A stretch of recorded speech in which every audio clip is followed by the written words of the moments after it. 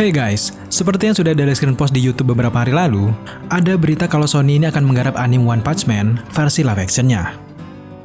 Berhubung kebanyakan dari kita suka dengan karakter Saitama ini, dan sebenarnya kita juga pesimis dengan anime yang diangkat ke layar lebar. Nah, berangkat dari kasus itu, di video kali ini, Screen akan memberikan tanggapan terkait rencana Sony ini. Apa yang kalian rasakan setelah mendengar kabar kalau One Punch Man ini akan dibuat live action-nya? Apakah kalian bahagia?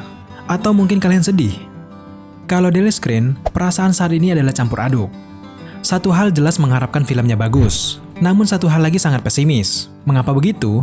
Karena selama ini belum ada yang cukup berhasil menghadirkan anime ke versi live action-nya. Sejauh ini, baru Alita Battle Angel yang berhasil menyita perhatian sebagian penggemar. Tentu berita ini disambut banyak kritikan pedas penggemar. Kabarnya, film One Punch Man ini akan diceritakan kembali oleh penulis film Venom, dan rencananya, film ini juga akan dibuat franchise-nya. Kalau mereka berhasil dengan film yang pertama, bisa jadi akan hadir film kedua dari One Punch Man ini. Namun tetap saja, mereka akan mengemban tugas yang sangat berat, mengangkat anime yang sangat digemari oleh banyak kalangan ini. Tentu saja penonton akan menaruh ekspektasi yang sangat tinggi untuk versi filmnya. Kita semua tahu bahwa adaptasi anime ke live action belum terjamah dengan baik sejauh ini. Sudah tentu sangat wajar bila penonton sangat kritis akan hal ini. Ada beberapa contoh live action anime yang gagal yang pernah digarap oleh Hollywood sebelumnya. Mari kita contohkan saja adaptasi Dragon Ball Evolution pada tahun 2009 dan juga film Avatar The Last Airbender yang kurang diminati oleh penonton. Jika kedua film ini dibandingkan, tentu saja Avatar masih bisa kita terima dengan cerita yang disajikan. Tapi khusus untuk film Dragon Ball Evolution, kita benar-benar kurang menaruh minat akan film ini. Mengapa begitu banyak orang yang pesimis dengan film anime yang diangkat ke live action? Jawabannya, karena memang selama ini pihak Hollywood membuat cerita yang terlalu jauh melenceng dari kisah aslinya. Ada budaya-budaya tertentu dalam cerita anime yang harus dihadirkan di filmnya. Terkadang pihak produksi ini tidak bisa atau tidak ingin memberikan sentuhan seperti itu. Perlu diingat, penonton sudah terbiasa dengan animenya. Jika ceritanya terlalu berputar jauh, maka akan sangat-sangat mengecewakan. Apalagi kasusnya seperti anime One Punch Man ini. Anime ini bukan sekedar karakter berkekuatan tinggi saja. Kita semua tahu bahwa Saitama ini memiliki banyak keunikan. Dengan wajah aneh yang cenderung dungu, ia memberikan kesan misterius di setiap gerakan langkahnya.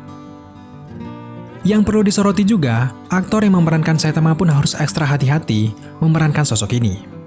Bukan sekedar mencari wajah culun saja, tetapi juga memberikan kesan menarik di setiap nada bicaranya. Banyak sekali rumah produksi yang tidak sanggup mengadaptasi film dari anime. Contohnya saja dulu pada tahun 2018, rumah produksi Legendary Picture sempat mengumumkan kalau anime yang berjudul My Hero Academia akan dibuatkan versi live action-nya. Tapi buktinya apa? Hingga saat ini, proyek ini belum bisa terrealisasikan. Kemungkinan besar, mereka takut akan kegagalan membawa ceritanya ke layar lebar. Penggemar manga ataupun anime memiliki selera tersendiri ketika mereka menyaksikan film yang mereka sukai. Jika film mereka diadaptasi dan visualnya tidak sesuai dengan yang ada di manga, sudah tentu mereka tidak akan menyukainya. Perlu diketahui juga, pencinta anime itu tumbuh dewasa dari anime favorit mereka. Bahkan, dulunya masih SD hingga kini sudah dewasa, mereka masih tetap mengikuti cerita anime favorit mereka. Contohnya saja anime seperti One Piece, Naruto, Boruto, dan juga banyak lagi yang lainnya. Dalam kasus ini, mereka menunggu cerita fiktif itu dari minggu ke minggu, bulan ke bulan, hingga tahun ke tahun. Tentu saja, karena ada kesan mendalam memahami cerita yang disajikan, dan mereka membangun koneksi nyata dengan tokoh-tokoh yang ada di filmnya itu. Sehingga, hal ini menjadikan tantangan yang cukup besar untuk menggabungkan cerita yang sudah ditonton bertahun-tahun hanya dalam waktu 2 jam saja.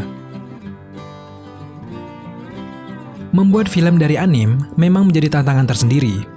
Hollywood selalu menggarap film anime melenceng dari cerita intinya. Sedangkan negara Jepang membuat film dari anime mereka sendiri, memang terlihat mereka ini berusaha semirip mungkin dengan visual animenya.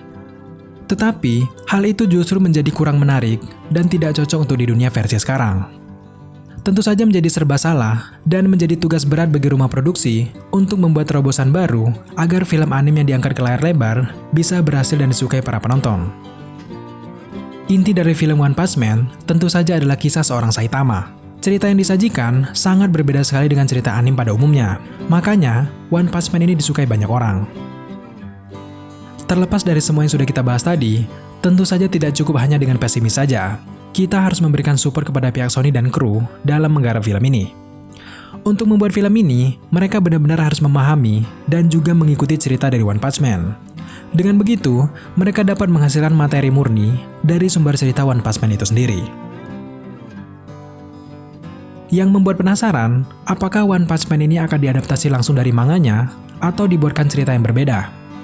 Jika diadaptasi langsung, sudah tentu kita sangat penasaran siapakah lawan Saitama di film pertamanya itu. Kalau delete screen, untuk filmnya yang pertama, kita berharap kedatangan sosok Boros yang akan menjadi villain utama. Kalau kalian, siapakah yang kalian tunggu untuk menjadi villain di film Saitama? Tambahkan di kolom komentar, dan nanti akan kita bahas bersama-sama. Yang terpenting mari kita tunggu saja bagaimana progres proyek mereka ke depan. Kalau berhasil, tentu saja One Punch Man merupakan karakter yang banyak disukai orang-orang setelah Avengers dan juga Justice League. Sampai di sini dulu video kali ini. Jika teman-teman menyukai video-video seperti ini, jangan lupa untuk subscribe channel ini, like, komen, dan share, serta jangan lupa juga untuk nyalakan notifikasi agar teman-teman mengetahui apabila Delete Screen mengupload video setiap harinya. Thank you guys.